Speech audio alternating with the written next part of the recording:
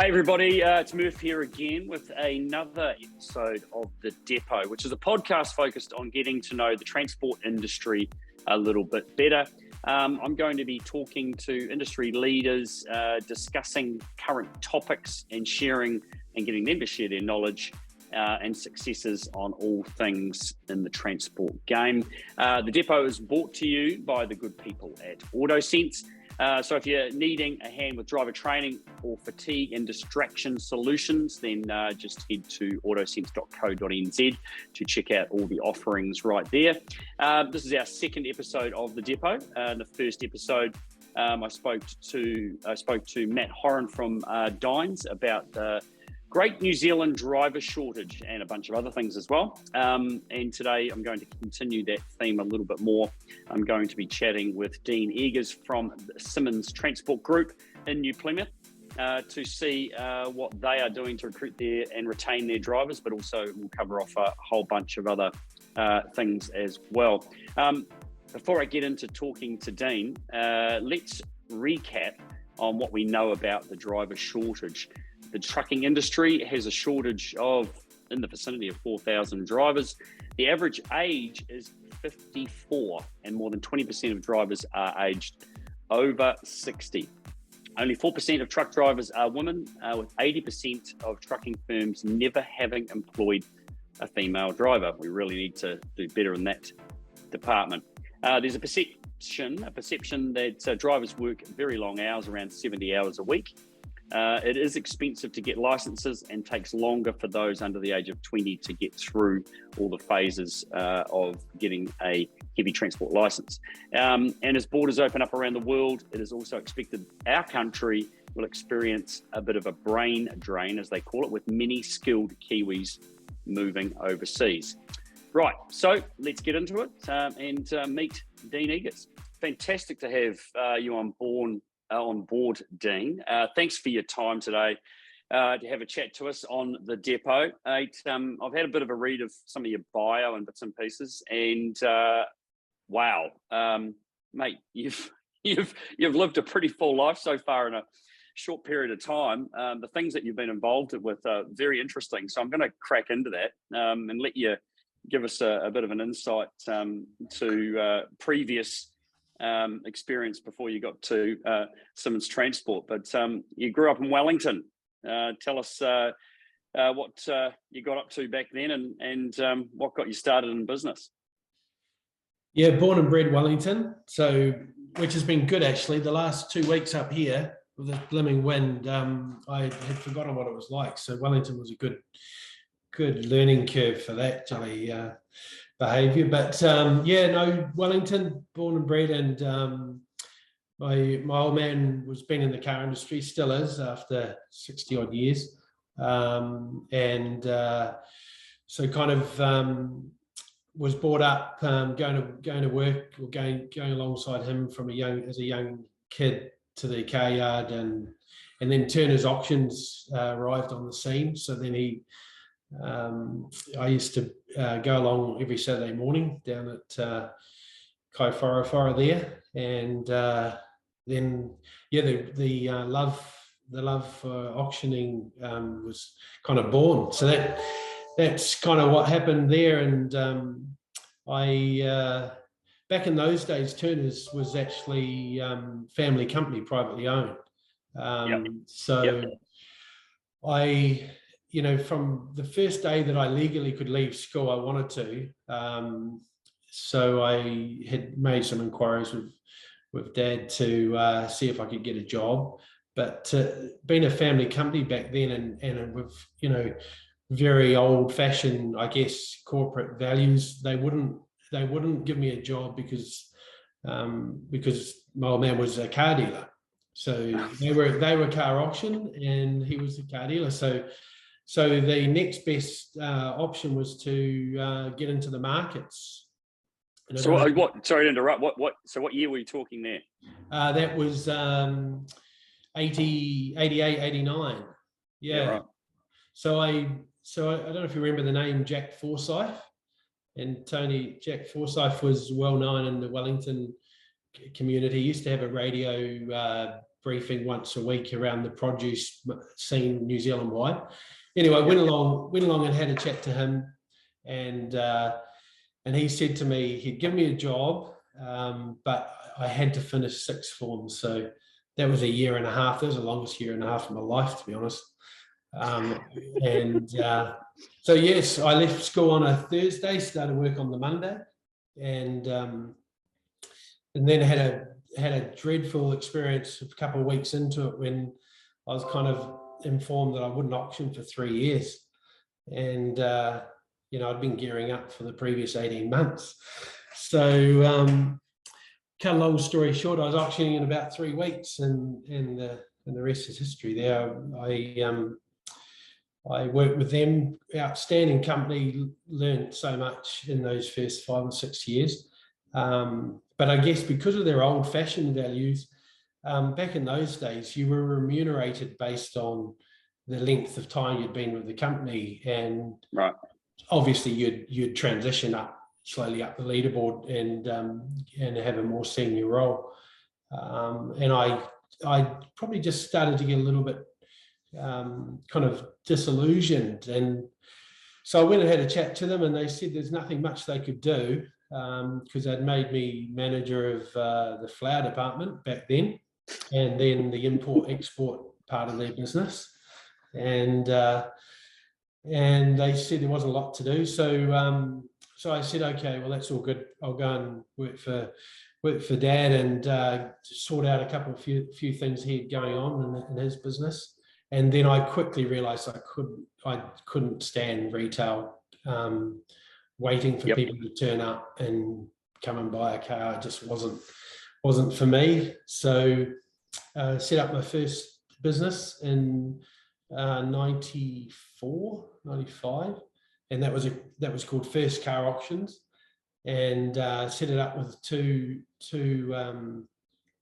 colleagues that I'd worked with, or got to know really, and from Turner's Car Auctions, and then we put a tent on the corner of Taranaki and Buckle Street.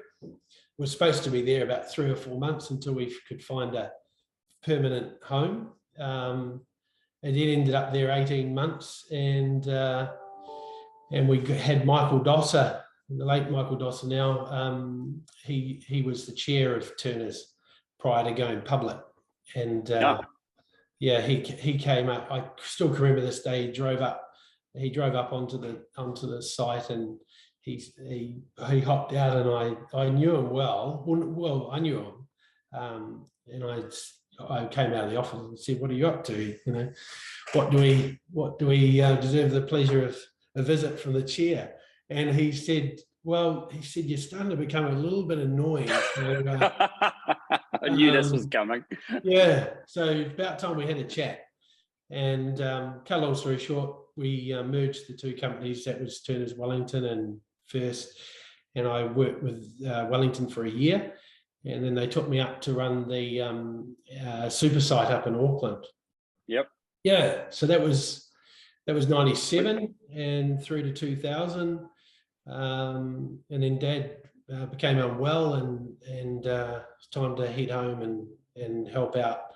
I knew what I was getting myself in for. I knew retail, so I decided at that time that when we sold First Auctions, there were a couple of the lads didn't benefit from it because they were, they'd been a key part of the business, but not shareholders. So I kind of always felt like I needed to give them something back. So I rang them on June the 1st, 2000, and said, "I'm coming home. Let's sit down, have a coffee, and think of something." And that was the beginning of the car dealer, and with a good mate of mine, Bevan, and we set up a whole bunch of companies associated to car retail. We bought a transport company, vendor finance that with the owner, and set up Car Dealer, which was a free glossy magazine in Wellington, Hawke's Bay, Christchurch, and Southern. And within the next 5 years, we had ACP, which was owned by PBL in Australia. They came along and offered us a whole bunch of lotto checks, so that the car dealer moved on. And and then we had Auto Movements, or Palmerston North Transport at the time.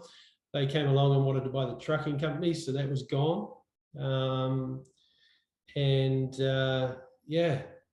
So that kind of brought us to 2004. Ended up in Hawke's Bay, merged a rental car company up there called Express with National Car Rental, and then we bought Europcar in New Zealand. Oh wow! Yeah, so myself and Charlie Phillips, who now is owner and CEO of the Resort College in Queenstown, he and I, with the respective owners, got that sorted, and then I ended up back in Wellington in 2005 again, and that's when I got into to sports management for about 10, 11 years. Yeah, you'll just pause there one sec. Hey, just your email. One sec, and okay, now we're going again. Okay, well, amazing period of time through that whole motor industry thing. Everything you started, obviously, people decided they wanted more than what you did, which was great. It's a great thing to find yourself in. And then you ended up, sports management. So, did you always have an interest? Did you play golf? Were you playing golf through that period, which got you interested in that whole management side of things and performance sport? Well, I did. I played golf, but I played golf very badly. And I've never had the patience to be interested in anything technical. Because that's just the way I'm wired, like to go and get a lesson and then try and go and practice at the range. Just to me was hard work. How I got into it was Mel Tung, if you're familiar. Mel was a New Zealand coach at the time, and I was invited to a telecom, like a corporate day, but it was just with 30 customers, and we were taken down there to Manor Golf Club down in the Hut. Oh yeah. And the thing that got me was Mel. He had us all in a circle, and at the start of the day, he just took us around and asked us all our first name. At the end of the event, we were having a barbecue or dinner, whatever it was, and he, as the hour progressed, and he kind of made a lot of fun of the whole day, but he could talk to everybody by name, and it made a real impression on me. I just couldn't work out how he did it. And so when I came back to Wellington in 2005, I looked him up, and he was driving a Nissan Patrol, and I could never work that out because he's an Englishman. Well, I hope he isn't, but he'll kill me. And he's head of New Zealand Golf, and it just didn't seem to reconcile. Like, it should be at least a Land Rover or something. And I got a deal for him with Jaguar Land Rover that were combined at the time, and then I tried to understand the world of golf a little bit, and because I love playing the game poorly, and then he talked to me about the big gulf between a golf that is not golf, between the amateur. New Zealand did a great job of bringing through amateurs like Tatarangi and Michael Campbell and Marcus Warehouse and all those boys. But a lot of them really struggled when they turned professional. So he asked me to whether I'd consider really whether we could set up a small company to help basically these young guys that are going across transition across. And of course, finance was a big thing, and I'd done all right, a little bit, got a little bit lucky with some of the businesses we sold, and had the ability to invest. And I had no idea really what I was doing. I just had the passion to see some of these guys succeed after they returned. And so that was the beginning of it. And I worked, we ran it for 6 years. I didn't really see the success that I was looking for, but and it wasn't really through till 2012 that sorry, that's not an email, I decided if we're going to do this properly, I need to understand elite sport better. So I studied Luke Donald, and who was world number one at the time, and he was pretty unique because he was a short hitter, but he was an absolute a marksman when it came to his iron play. So inside about 160, he was the best on tour, and he putted well. And I did a lot of research about his elite training programs, his work ethics, the whole 9 yards, and then tried to adapt that. And that's when I brought on Ryan Fox and got involved with Ryan. Mark Brown, he'd lost his card over in Europe, so it was a good opportunity to work with him. And Mark Purser and Nick Gillespie, a few of the boys, and then we started to implement a proper elite athlete program rather than just strictly, helping the boys with logistics and flight travels and funding and whatnot. So I really never achieved what I really would have liked to have, because I finished up in 2015. I'd started caddying full time. Wow. Yeah. So in 2015, I was away 37 weeks, and about 30th week in that year, we were over in Europe, and I had one of those light bulb moments. We had a mad dash from Plymouth in France down to Paris to catch a plane to Abu Dhabi, and then on to Kazakhstan and places. And we took off, and you look down on one of those sand suburbs, and all there is sand. And I kind of looked down and I thought, what am I doing? I'm away from home. I don't, away from family. And it was time to head back to New Zealand. And to be fair, I wasn't I'd had some privileges that, or experiences that I'll never forget. I caddied for Ryan at the Open Championship in 2015. Yeah. Steve Williams gave me a huge amount of his time for a period there, and I had some experiences which were just phenomenal. But I knew I wasn't up to the current Sam Pimfold type standard of caddy, and that wasn't going to be where my life was going to be. So, and I think Ryan would be the first to say that, as he's progressed, as you've seen, and you know Ryan well, he's, potentially I was holding him back more than I was letting him go. And so retired in 2015 and ended up back in the car game in 2016 for Armstrong Motor Group, running their group operations in 2016 and 2017.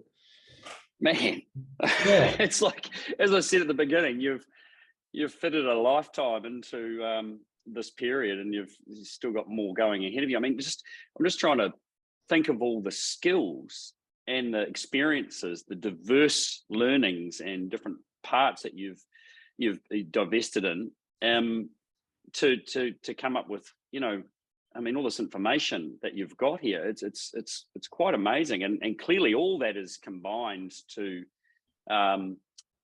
to give you a world of, this world of knowledge and experience that is very valuable, very, very valuable. And now you've ended up where you are at Simmons Transport there.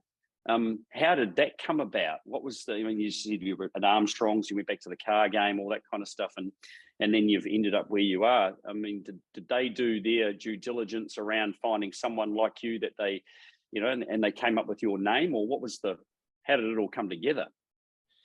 Well, I finished up at Armstrong's at the end of 17, and that was brought about by really getting to the point where I wasn't enjoying. I have a simple principle in life. I had a life-changing event in 2005, and from that point onwards, I always vowed that unless I enjoy what I do, I'd just not do it, basically. And I got to the end of 17. I wasn't enjoying what I was doing, unfortunately, because I love the company, the great company. And so Andrew and I, we had a little one on the way, arriving in January, arriving in March. And so I decided I'd try retirement for a second time, because I reckon you've got to retire 3 times before you can actually master it. So so this was my second attempt. The previous one was back in 2005 for 6 weeks. And so then Lucas arrived in March, and I was starting to get a bit itchy feet. And I for the first time in my life, I wanted to do an interview. Like, I wanted to apply for a job, and I wanted to go and do an interview, because I'd always been the one interviewing, and I don't do it the normal way, as anyone who's I've employed would tell you.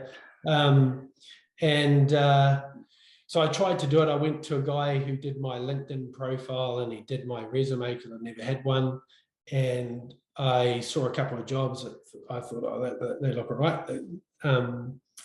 And I did not even get a, someone to reply. So I rang the recruitment company for one of the companies and gave them a rack up and said, the least you could do is reply to my email. So cut a long story short, I then got told by a few friends that you're wasting your time, despite your objective of having an interview for the first time in your life. Just talk to your mates and let them know that you're seriously looking. And so a couple of good friends, and Brent Goldsack is a good mate of mine. We grew up together as teenagers, and he was on the board of Fonterra and Rabobank and chair of Waitomo and whatever else he's up to. He's always up to something. And I said to him, look, I'm having a look around, and about 10 days later, he just rang up and said, I'm not going to tell you the company. All I'm going to tell you is these people are great people, and there's going to be potentially an opportunity. Would you be keen to have a chat? So yeah, rest was history. Had a chat, met with How about that? Graham and Jill, and changes took effect, and we were down here April 18. Wow. Okay, so that's how it came about. Wow. That's amazing. So actually, I'll ask you then, what's a job interview when someone's coming in to get a job and you're interviewing them? What does that look like? How does that happen? You said you do it differently. Well, I just, I don't know where I've even become aware of it, but some of my HR teams over the years, they come in armed with this blooming checklist, and they have to go through this checklist, and it's not, I just find them impersonal, I employ everybody on whether I like them and whether they've got some personality, whether I believe that, their story, and whether I believe that one day they could be a better person working for us. So, and the checklist thing, I don't enjoy it. I feel like I cringe when I'm listening to my own team going through these things. So, so that's, I just ask random questions and try and find some weak points or their strengths, and ultimately, if I really believe that they're going to add value to the business, and Well, that's the way it used to be done, right? it And that's did. the way it was done.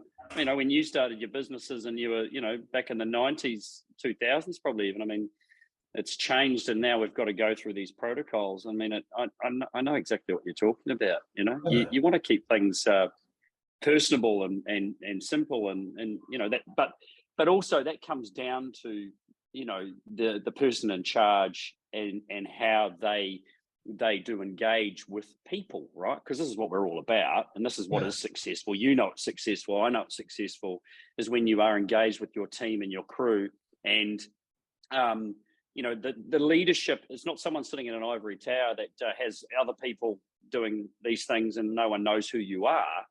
It's about, you know, being treated the same and having the same respect no matter what your job role is across the board, right? Exactly. Good old-fashioned way of doing things. Yeah, keeping it personal. I totally agree. And that's, you know, the only reason I come to work is people. I mean, all this other stuff's just a part of the wheel, really. I just love seeing people who have got potential, who ultimately often don't believe they've got it, and then finding what they're good at and letting them loose, really. A few of the team would probably still think I manage too closely, but I just like to make sure things get done properly. Yeah. Well, there's a few sayings around that, right? So I totally get that too. Yeah. All right. Well, listen, I could probably actually talk for another half hour or more, actually, just about you know, where you've come from, what you've done, though, and go into intricate detail on so many of the topics that we've or things we've already sort of glazed over a little bit. It's really interesting, but I suppose we should just start talking transport a bit more. Yes. So give us an overview there of the Simmons Group, and you know, they've got a wide array of solutions there in the transport sector. So give us a bit of an overview there of the business and what you get up to. Yeah. So Graham founded the company. I should know this, given I knew we were having this chat, but it's something like 39 years ago now, definitely 37, 38, whatever. And Graham's a Taranaki from Rahutu. He better have been now, he'll kill me if I've got that wrong, but he from a farming background, and and decided one day that maybe, you know, he could do something a little bit more as an addition. So he bought his first truck and quietly bought additional trucks as new opportunities came along, and he got involved in the Methanex build out just slightly north of Bell Block here, and cut a long story short, through to about 15 years ago, before moving out to here in Bell Block, also became a major contractor to Fonterra. So the business has evolved, and now Simmons Transport is part of 4 companies that make up the group. And we obviously have our energy services business, and we have the property portfolio, which has grown significantly the last kind of 4 or 5 years. And we also have the only consented land farms that look after the waste remediation for the oil and gas industry. So Graham had this vision of having a cradle to the grave solution, basically. So from a transport point of view, we look after everything that arrives in Tauranga, Auckland, Wellington, sometimes Hawke's Bay, and then we manage the transportation down to Taranaki, and then we look after the whole drilling program, whether it be local or offshore, and then a whole bunch of different derivatives have arisen. So we look after a lot of the water delivery, local water deliveries, all the all the chicken farms, and then we quietly moved into the oil and gas in relation to the finished product. So we moved crude up from Chile and Remu. We do all the condensate for beach out of Coupe. And more recently, just in fact this year, we did a joint bid as a what do you call it, sub partner or under Alexander Group. We teamed up and we won the rock gas contract. And so since February 28, we've been partnered with Alexander's to distribute gas for rock gas and on gas throughout New Zealand. So we look after our patch and the main laneway up through this region. So so transport, we've got 50 something tractors and trucks, about 80 or 90 different derivatives that sit behind them, and then obviously what we've kind of become known for is our stainless fleet that does the milk and wine and juice. So Fonterra, obviously, along with Simmons, along with Dines, are the two major contractors to Fonterra. So in the space of 90 days, come September, we move anywhere, depending on the season, between 150 and 200 million litres of milk. So you can imagine that's a bit of an undertaking. But we've got a very good team here that make sure that we do a high performance job for Fonterra. Good use of the couple of words there, high performance, which relate back a fair bit to a lot of other things. But before I get into just moving forward into a big part of what we're going to talk about today, and you mentioned about the upscale there when through the milk season, but clearly Graham has had no fear of diversification through the 30-something years that he's been. I mean, to evolve and diversify into very weird and wonderful parts of transport and other parts of business.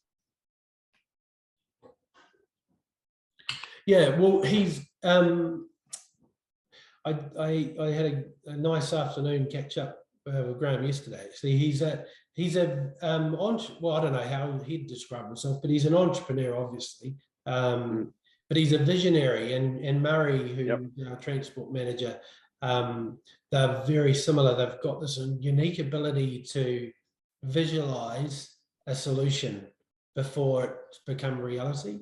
And a lot of companies go after a potential opportunity by pitching something that they've come up with, where a lot of successful companies actually find a need and then create a solution and then build a business from that. And I think Graham's probably more in that category. So he's looked at what industry needs and then created solutions. And efficiencies as well. And efficiencies, definitely. Yep. And I guess that's where we've become a major part of Fonterra, is we've a whole lot of high performance fleet. And Graham was one of the first to move into that space. The reason we won the beach contract was, again, moving into HPMV, so reducing movements, having high quality gear. So definitely a visionary in that respect. And I think one of the critical things, and I know we're going to talk about it a bit further, but Graham, along with his daughter Jane, who's our high performance manager, they adopted and took seriously health and safety a lot earlier than a lot of companies, and they didn't talk about it. They invested heavily in it, and obviously we were one of the first to. Well, I think I understand the very first to trial the AutoSense cameras in the trucks. So it was a commitment, along with a bunch of other things that we've done or they did 10 plus years ago that kind of have created the business that we've got today. Yeah, definitely visionary by the sounds of it. And it's spread amongst the family as well from Graham. Yes. So yeah, let's delve into one of the big talking points and conundrums for the transport industry is their shortage of drivers. First of all, just how's that impacting you, and how many drivers are you short of at the moment? Well, there's two answers to that question. We organically recruit talent all the time. So if the right person arrives at the door or applies, we'll recruit and take them on board, even if we don't need them. As we're discussing, the shortage of quality and skilled drivers is so immense that you'd never turn down an opportunity if one came up. In relation to our current status, we are arguably down about 4, possibly 5 full-time drivers right now. So they would all be working flat out if we had them. Yep. We over the last 3-4 years have completely, gone outside the normal box of recruitment. So because I don't come from transport, I constantly am looking at different ways of engaging or attracting new people. So yeah, and the business has grown so substantially, but so that's our status. And then obviously as we move into the seasonal side, we go from having 50 odd full-time drivers to nearly 150 Wow. for 90 days. So we have to ramp up significantly and quickly. So yeah, from the Simmons perspective, we're slightly down, but that's more so of new work that we've recently won. So we're coping, but the critical one is just not, the few people that bounce around now in this industry, you don't really want to take on anyway, because they will bounce and they'll go from one place to another. So it's really about employing based on the quality of person and how much desire they have. And if people turn up with those, characteristics, then we'll definitely give them a job. Yep. Yeah. So you're about to, by the looks of it, I think from my notes here, about to launch a campaign, a recruitment campaign, because of what's about to happen very soon with the milk transport season about to get underway before too long. So this is a pretty interesting recruitment campaign. Run us through what the Simmons Group's got planned to upscale for the season. Yeah, well, so we for this season, which kicks off September, we began work in February. So we're quietly working through a program, and this year is now the hardest year that we've faced of the last 4. And I believe it's going to get harder and harder over these next anywhere 3 to 5 years anyway. I only say that because I still don't have a solution for next year. So I don't really know why it's going to get easier at any time soon. But yeah, so I got the team together. It's easy in transport to get negative and go, well, there's nobody around, we can't find anybody, versus, well, let's find a way of attracting, finding new people.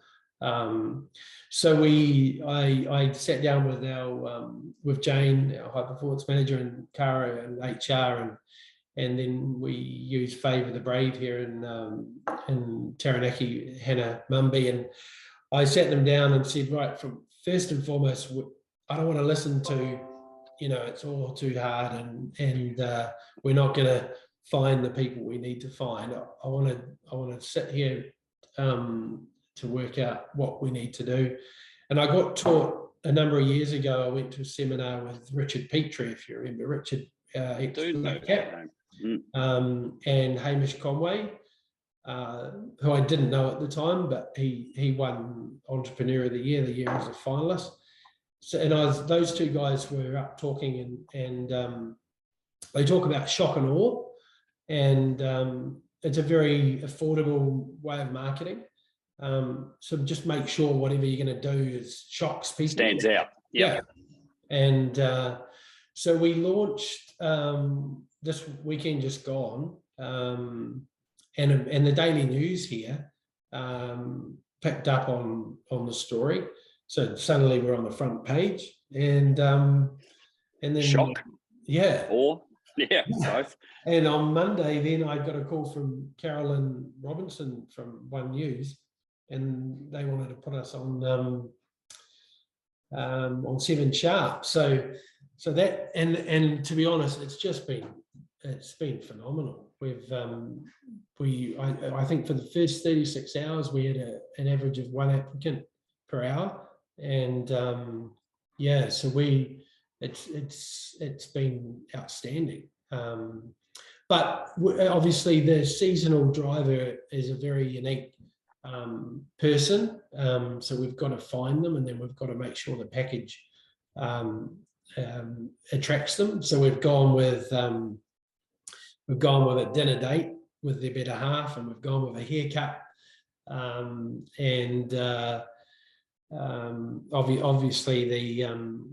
obviously a bonus, and then the thing that everyone's like going on about is this Netflix. I mean, 3 months with Netflix, which didn't we have a conversation about that last year about the what was it? It was it was to do with this sleep, wasn't it? It was around people watching Netflix instead of sleeping, and exactly. It's the Netflix syndrome. So, but you've actually gone and actually give them a subscription as well. They just need to not watch it when they should be sleeping. Well, it's twofold. It's for their partner who's at home, not working. So that's really what that's about, to be fair, in the interest of safety. We were kind of thinking we've got to look after the person who's going to stay at home, especially if we bring a lot of drivers out of town and relocate them. So just kind of giving a bit of thought to that, and it's been picked up and been outstanding.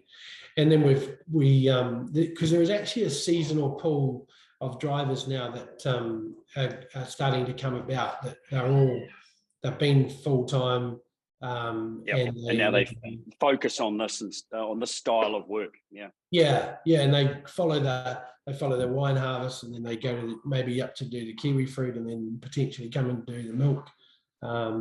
So there's that type of driver, and then you get all the locals in the different regions. I was interested in what you said before too. You said how are you going to do it next year? How are you going to continue to do it? Because you don't see the challenge of this driver shortage changing, and I don't see how it possibly can when we're so focused on continuing to grow, and every part of every business is expected to continue to grow, and population is growing, so the demands keep growing for everything. I mean, it's not something that there's a shortage of workforce. It's not possible to ever get on top of it, right?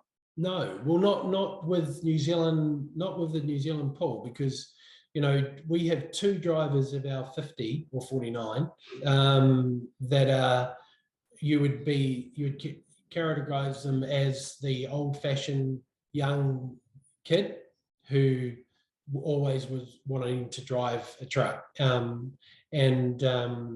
Michael and Jess has only started with us recently as a cadet. In fact, she's just got her class 5 full license, and she's come through in effect the institute program. And then Michael started as a cadet as well. He's a trucker nutter. What do you say? He's everything. He could tell you anything about every truck, and so he was always going to drive trucks. But if you think of that type of pool, it's a couple of percent of the the total drivers, and in the efforts of health and safety and across all mediums of industry, learning to drive the tractor or the small farm truck as a kid are out the window. I know Murray here, I don't know what age he was driving, but it wouldn't have been much more than 5 or possibly less behind a tractor or behind a wheel. Well, that's all gone now. And you see a lot of the owner drivers, they're not allowed to have their young daughter or son in the truck because they've got to be abducted everywhere they go and all those good things. But that whole pull, we've just recently looked after the Inglewood High School with a bus, and the real objective behind that is to start to integrate into that community and just make sure that we're presenting driving as a great career. I mean, it's a great career. I mean, these guys, the modern trucks now, they're fitted with every technology in the world, and they're a $350,000 office.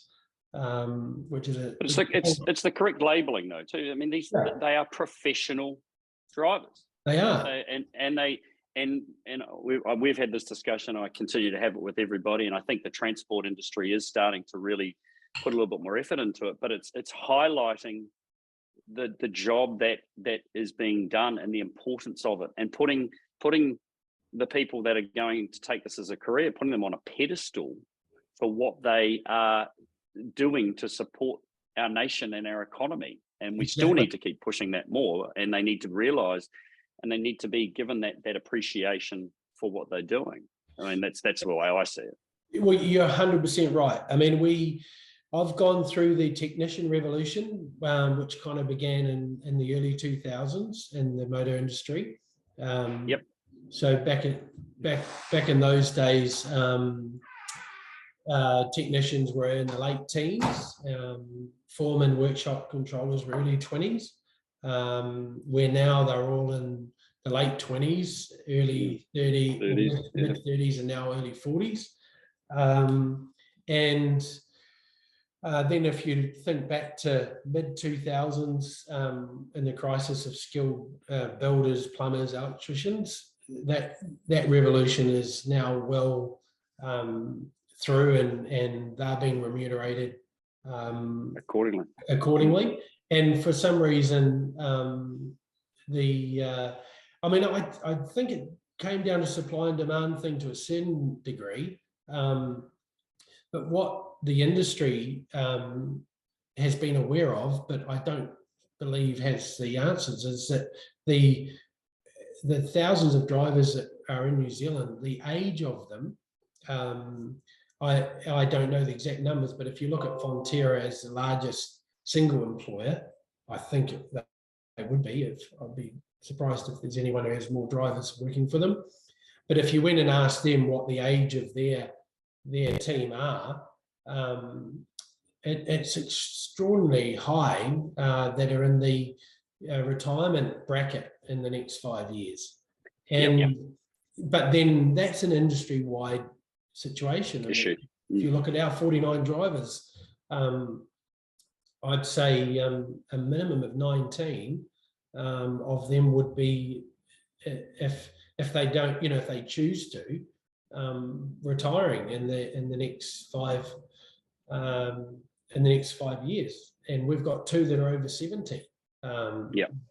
And so I've not been involved in any medium in this space, but currently we're focused on dealing with our immediate issue. We've set up the institute, and we set that up at in 2000. It's just as COVID ramped up, and that, to be honest, is strictly about trying to give back to the industry. So we run a 20-day intensive program where if you've got 5L, so it's designed for young people like Michael and Jess that I referred to, or It's designed for those that have got their 5, but have been out of the game for 10, 20, 30 years. Some of them never driven a truck, even though they've got class 5. The first 2 candidates, or the first 2 drivers that went through the institute, one was Virgin Australian captain. Oh, really? Locally, yeah. And then the other one was Taran, who went through the institute and is now working for us full time. So that 20 days, because of the unique nature of our business, we can provide an amazing array of different types. So we could, a driver can drive a scally with a container on it, or a flat deck with a fully loaded pipe, or a tanker full of water or milk, or condensate or oil. We can, a cement tanker, whatever. We can provide such an array of different types of trucks, truck and trailer, B trains. So the Institute's gone well, more for us than anyone else, really, and it was really designed for the industry to use. But there's just it's affordable, I believe, but there's just such a shortage of talent that are wanting to get back into the industry, or even into the industry. And how many are you putting through or do you want, or how many are going through the institute? In a perfect world, we should put through about 40 a year. Yep. And despite all the COVID nonsense, we have, I think we'd be in the early 20s in the last 18 months. So we're well short of what our capability is. Doug Peach, our people performance manager, he heads it up, and he's ex-police, 17 years. I think you met him down here last year. Yep. He's 7 years in CBIU, and extraordinary knowledge base, great guy, and it's a great opportunity for someone to consider. It's a resource that needs to be taken up for sure. Yeah, big time. I'm going to go back in a second, just cover off some of the details again of the recruitment campaign that you're putting together. But what have you got as a message to other transport businesses that are dealing with the same thing? Do you have anything that you can offer up as advice or impart your knowledge? Well, I think social media, you've got to use it, even if you don't like it. Yep. You just have to. I mean, it's like our window. It's like our front door, or front window. So you've got to use that well. And before someone applies, they ultimately need to feel like they want to work for you, or they know enough about you to consider you a point of difference. And on those basis, then you're actually attracting the right talent. I think in the next period, like we've said, because we've got no answers to our current crisis, we've just got to think outside the square. Well, you're big borrow, stealing whatever you can, people from other places to come to you, and those same people that they're coming from are trying to do the same thing in many respects. I mean, it's a bit of a war, isn't it, on trying to take people from other places. That's all you're doing. And we try, I know this is easy to say, but we try very hard not to recruit from other local transport companies. So we're really pitching to those moving to the Naki, or from overseas. We've changed all our social media in the last quarter to international. So everything we do goes international now. We don't limit it to our region or the North Island. So this current campaign in the last week, we've had interest from South America, Philippines, South Africa, Yeah, right. England. Yeah. And if you'd probably confirm this, but currently truck drivers are back on the list, and with the employment side, so we will able to fast track a couple of these people through, and because we've gone through the hoops of becoming a approved employer. Accredited. Accredited, yeah. With that in mind, so I mean, you're back on the list about a fast track internationals into the country, but what internally is the government doing anything to assist in this challenge and this shortage, to support you through any means? Is there much help there directly from them? Well, not to my knowledge, but I would say I've met once Nick Leggett, and he seems to be quite prominent in the media, representing the industry. But I've never seen anything substantial or significant come from anything yet. But no, as far as I know, there's no engagement from government to the industry, but I'm sure there is. I'm just not part of it. Yeah. Well, I'm hoping there is. But yeah, no, I'm not aware of anything at this stage.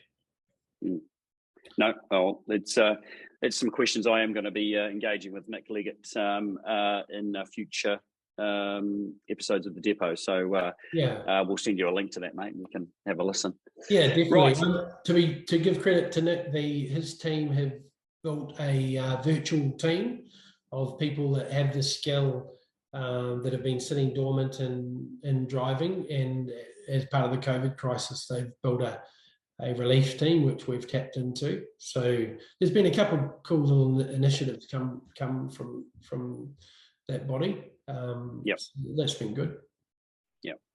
Right. So let's just go, and I want to give you this campaign a plug that you got going on, because there's some really, really cool things going. We briefly touched over it. You've got offering up a 3-month Netflix subscription, $100 dinner voucher, as you say, hopefully for the new employee and the good wife to go and enjoy. Free haircut to look good and feel their best. Also, motel style accommodation for those that don't live in the region as well, which is obviously pretty significant.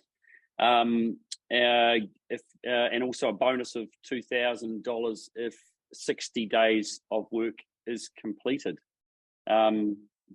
Depending on experience, base rate between $27.50 and $37.50 per hour, whereas our current minimum wage is obviously $21.20. Yes. So is that pretty much covers it? And if people are listening, anyone does listen and is interested, how do they apply? Yeah, so just simply straight to our Simmons Group website, and then there's the career or recruitment side there, and then straight into application. Or the quickest and easiest possibly is even just going straight onto our Facebook page and sending a note. And if you like or send a comment, you'll be in touch with the team who are all I've seen in the last 48 hours is apology after apology, because they have not been able to keep up. It's been outstanding. Yeah. Oh, that's amazing. Oh, a great initiative, and as say, thinking outside the box was what you've done and got your team to do, and that is what you need to do these days to stay relevant and separate yourselves from everybody else. So good job on that one. Now I'm very aware of the time. I've already kept you, but obviously AutoSense, and you did mention it earlier off the cuff there about the products that they have that the company is involved in with Guardian. They are the supporters of this podcast, and it's their initiative as well while we're doing this. So they provide the driver training and safety solutions. So we thought we'd finish up the chat here with finding a bit more about driver safety at Simmons. and how you approach it. So we'll start with that, just how you approach it. We'll go into some of the Guardian chat afterwards. Yes. Well, we, as I said, kind of 10, 12 years ago, we, Graham and the team began the whole health and safety commitment. And when AutoSense or the Guardian technology was first introduced, we were quick to adopt it, and so it's on all our line haul trucks, and then a few of our grazers, the ones that stay local. We are also as part of the AutoSense program, so that's critical for us, for especially for myself, for Graham and Jill, as owners and leaders of the company. And our leadership team, that gives us a high degree of confidence and security around everyone that's driving on in our fleet, because we have a huge amount of our fleet that are on the road 24 hours. So it doesn't matter whether it's day or night. Fatigue is a factor. So that's been critical.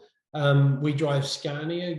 Graham's been committed loyalist to Scania since day one, and he's still a strong believer that we try and have the best possible tractor and truck for our team to drive for safety. And believe me, we've had our some recent serious incidents. Then from an E-road perspective, just strictly around the driver behaviour, that's what we've got that there for, is around the 5-star drivers, basically. So we sit inside the top 4% in New Zealand for all industry, top 5% of all industry, and top 4% in our industry type. So we've been challenged frequently on it because most people don't believe it's possible. But yeah, all our 49 drivers, in fact, plus our VIP team, over 70% are in the top 10% in New Zealand as driver. So, and that's a commitment from us that's a standard we want to maintain and achieve, and because we do, it's possible. You clearly a huge buy-in then from everybody in the who's driving one of these yes. machines, which is a very difficult thing, and we're seeing that as we start to grow and AutoSense grows and more Guardian, it's a common thing around drivers not trusting it, in the belief about what it's actually doing, the thinking that there's nothing wrong with me, I'm doing a great job, I'm not fatigued, I'm not distracted, but all this kind of stuff, and the pushback is enormous. But you've clearly got a huge buy-in on not just these units, but also overall safety as well with those numbers. Definitely, and I mean it's. I have, with the Eyes Up program, I did hear your feedback that a number of drivers across the industry had pushed back, some secretly FBI agent. Spying. Yeah, I've not had any pushback here in the last 4 years, really. And the odd time that there's been a question, it's been more about what's going on. We've had a couple of drivers that have mysteriously had the camera turn left or turn right, or just conveniently had a couple of caps put over it. So we had those chats, and once you understand what's going on behind the story or behind the driver, you get a bit of appreciation of why there's an issue. But no, I swear by it. It's an imperative part of our business, and the other key part to us for onboarding a new member of the team, we begin with a full SAFED onboarding, so safe and fuel efficient driving. So that's a course that every driver's put through. including all our seasonals. So that's kind of the start. And then regardless whether you've been through our institute or not, regardless if you're experienced or not, you'll still go through the 20-day program which covers everything, safe loading and every aspect of safe transport. So yeah, it's just what we take as being non-negotiable, we still, despite our investment and our commitment to it, I mean, we still, just based on the sheer number of kilometres that the team are driving on a daily basis, will and do have incidents. It is a reality. Yeah, it is a reality. Yeah. I'm interested to ask you just around the fatigue and distraction situation. How you coming into this industry hadn't really been attached. I mean, cars and things, obviously, but into the transport industry itself. How much of an eye opener was some of the stuff around fatigue and distraction for you arriving into this role?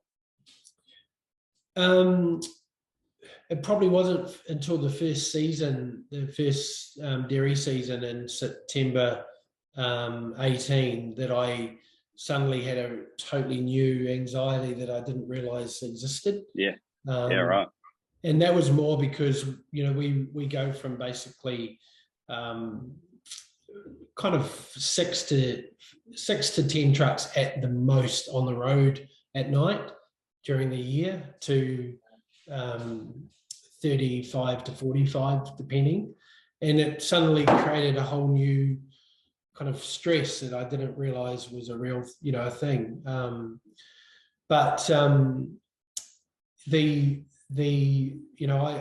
We have a very strict protocol with fatigue. So first alert requires a driver to pull over. Second, set for 20 minutes. Second alert, they're taken off the road regardless. There's no questions asked, and we go and rescue them. But what has blown me away is the video coverage of some of the fatigue events of our own team. And the initial reaction of some of them, because of course, these guys are professionals and they're quite proud.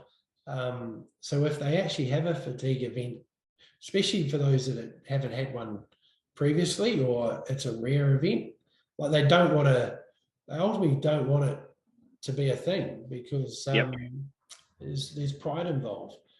Then you get the others that are oblivious to the fact that they even had a fatigue event, completely blown away. They'd completely fallen asleep. And I think that Eyes Up event that we had down here last year was a great thing too for me, just with the diet, the coffee, the water. That was actually a really good learning for me as well, just to make sure that we were as an employer doing what we can. So we provide gym membership. We try and provide, we do provide fruit, and I guess the one thing we could sort out is water bottles, and a better scenario there. But we try as an employer to make sure we set our team up for success in that regard. Yeah, and do you said before, because what you do see and what is recorded through the Guardian. Have you had and got drivers that have been willing to talk about those experiences, or show some of the onboard? Again, that is a pride thing, but have you got some that have actually gone, this is for the greater good of the people that I work with and the company, if others understand how easy it is for these things to happen? 100%. Yeah, definitely. That's amazing.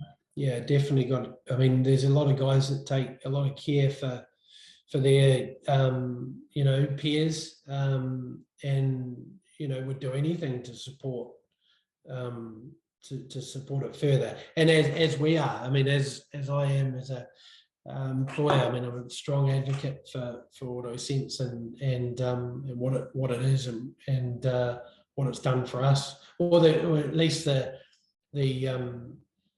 degree of comfort that it can provide, because it's still sitting there. When I go home every night, I can see where the fleet are, I can see who's driving, and the way our fatigue management program works, our health and safety will alert myself and our transport manager Murray to any alert, and as soon as it gets to that second stage, I mean, to be fair, this is a very rare event, but when it does, we're all over it, and very quickly. Yeah. Well, I think it's interesting, and I truly believe it's becoming more of an honest statement amongst transport operators, and the realization is, and the phrase is, it's about getting everybody home safe at the end of the shift or at night. Yeah, 100%. 100%. So I'm truly believing that we are seeing a change there. Hey, Dean, mate, thanks so much. We've covered a lot of stuff here. We've had a really great chat, very informative, lots of great information, lots of awesome stuff around the Simmons Group and what you're doing, the challenges and the likes, and really interesting to, I'm sure everybody will find very interesting to have heard a bit about your past and how you're bringing all those learnings and challenges and how you've transitioned into this industry. So really appreciate your time. No worries. Thank you. Thanks for the opportunity. So there you have it, another very interesting conversation. Really interesting insights into Dean's past before he actually even got into the transport industry. Just goes to show you don't have to be a lifer to be involved and supply your skills that you've learned in the past to provide support to an industry such as transport. So really interesting to get his insights and his past in there. So we'd really like to thank Dean for his involvement today. Now, if you have a question for Dean on any topic that we covered in the podcast, then just email us at thedepot@autosense.co.nz. So thanks for listening. In the next episode, we are going to be catching up with the new CEO of HW Richardson, Anthony Jones, and talking about his new role there based in Invercargill, and find a lot about his previous experience as well, but also the differences and synergies between transport in New Zealand and Australia, being that he comes from Sydney. So I hope you can join us in the next episode. Until then, I'm signing off. It's Greg Murphy. Thanks for listening.